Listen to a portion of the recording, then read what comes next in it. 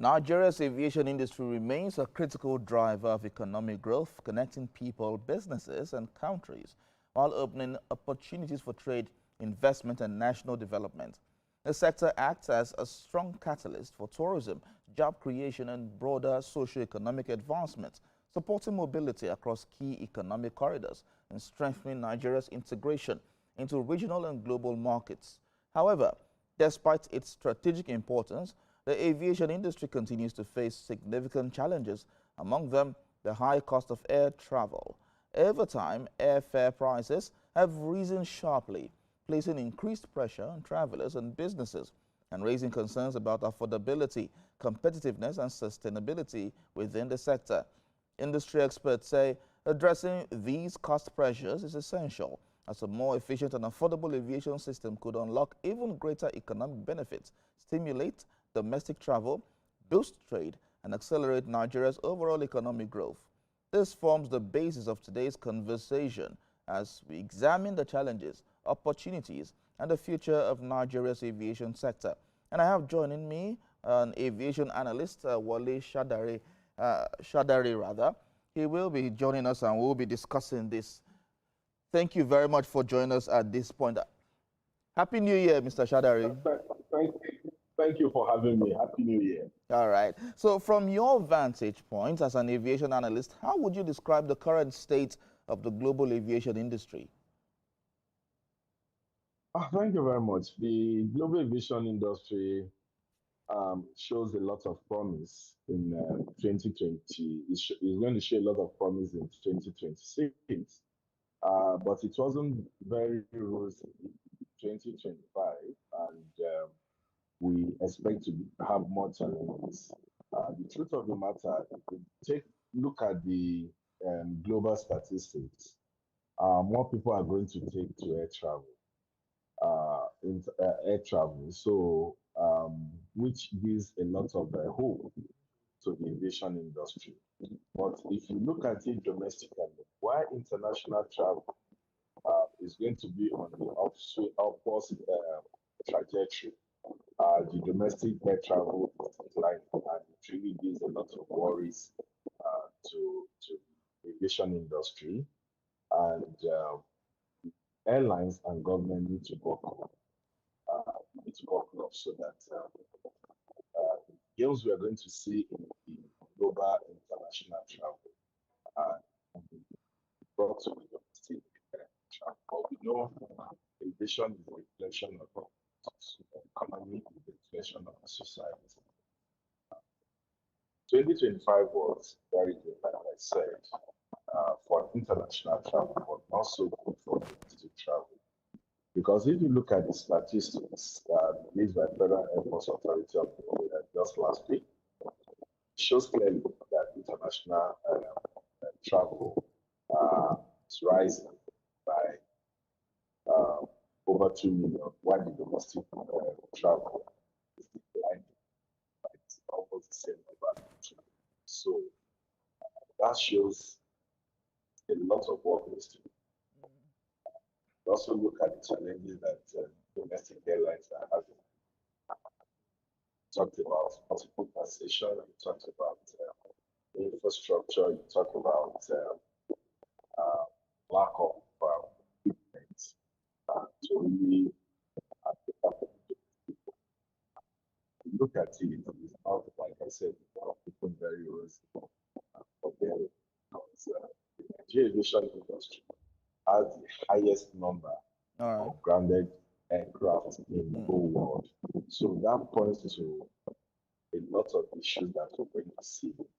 We're going to see how airlines are going to regulate. And we also look at government policy. Our government policy is most likely going to be the game changer. Either work against airlines or elevate the airlines from the position they are. All right. It's not too rosy for the domestic airline. Mr. Shadare, I have to stop you here. I'm sorry, but we need to go on a commercial break, and when we return, we will keep talking about this issue. This is Business Nigeria. After the break, we'll continue with this development in the aviation sector.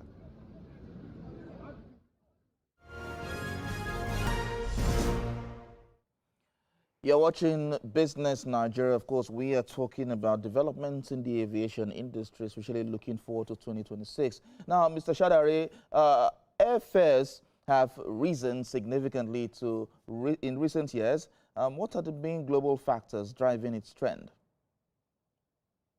Yeah, the main global factor is, like the airline say, taxes, multiple taxation.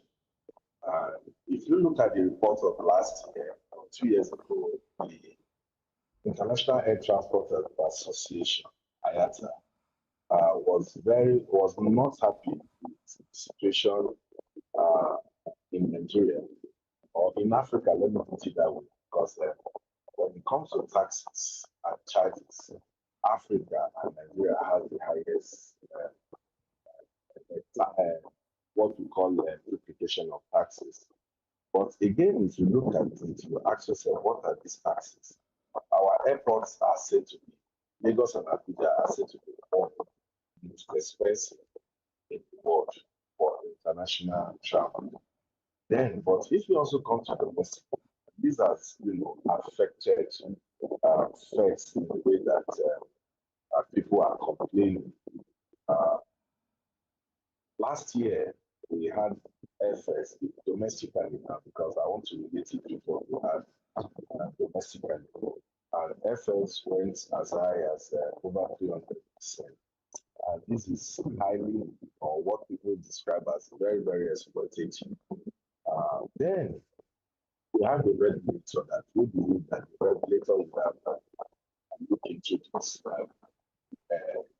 okay, the session of the school to ensure that airlines align with global best practices. Airfare, air travel is highly regulated. Look at it. So there's little the NCA could do. But what we saw last year was highly, highly exploitative. Airlines capitalized on the rush to raise airfare by over 300%, which is exploitative, which is like fleecing a lot of Nigerians that wanted to travel, but they will tell you that it was a rush time. It was a case of demand and supply, but that demand and supply wasn't the case that happened. They just felt they wanted to make money. But what they failed to realize is that a lot of people took to the road. And what the airlines also failed to realize is that aviation is about numbers, aviation is about volume. If you want to pick a few number of people and you want to charge them heavily, you are not helping yourself. In as much as we are not saying that the airlines must not increase fares, but it must be done with human face.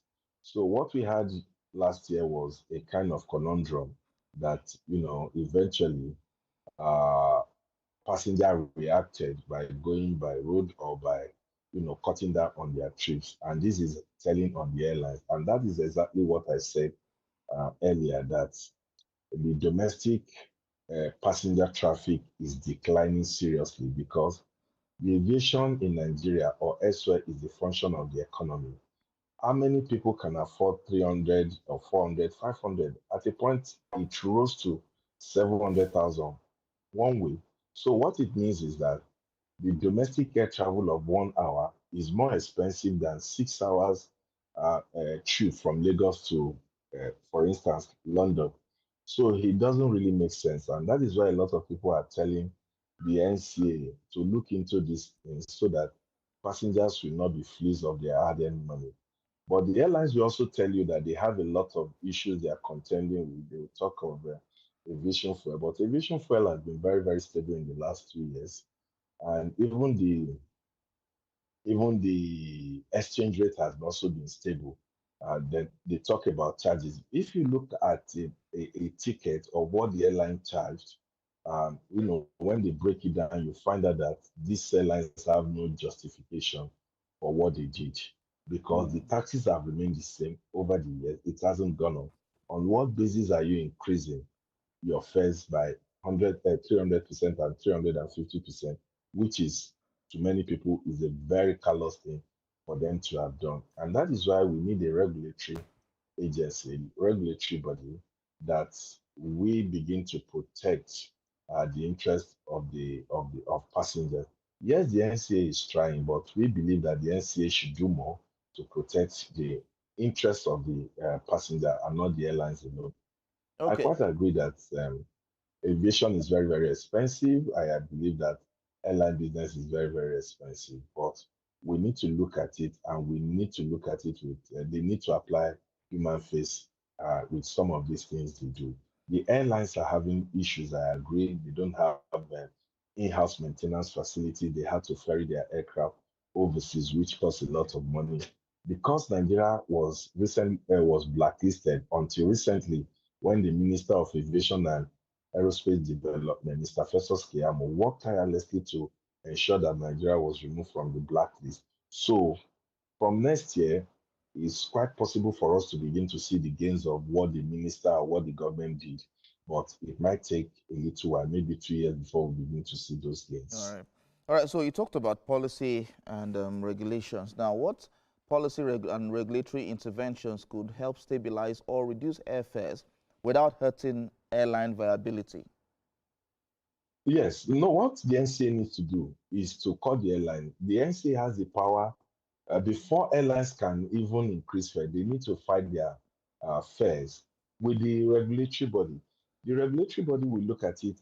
If you're not charging too highly, they will ask you to increase it so that you can have enough money to repair your aircraft, to carry out maintenance, and to carry out your businesses. Again, if it's too high, the NCA can look at it and question them. How did you arrive at this figure that you're charging people? Yes, it's a free market, but it shouldn't be thrown open to everybody to just come in and do whatever they want to do. And that is why we have the regulatory body. The regulator need to monitor this airline and to know exactly what they're doing. They pass all these charges and all these taxes to the passenger without them incurring everything.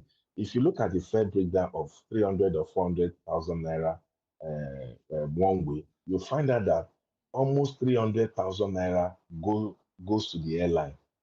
The taxes they are even complaining about is about 20, 21,000.